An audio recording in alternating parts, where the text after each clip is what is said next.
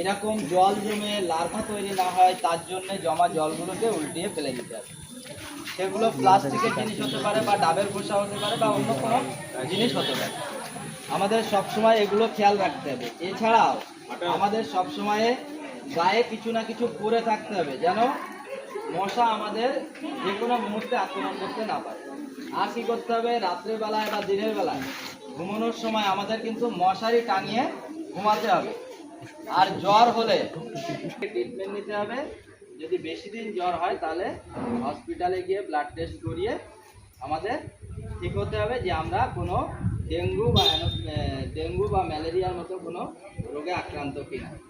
তাহলে আমাদের মনে থাকবে, আমরা কোনো বাড়ির আশপাশে কোথাও ছোট ছোট পাত্রে জল জমতে দেব না।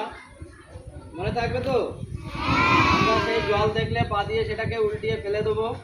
সেই জলটা যাতে ডেঙ্গুর মশা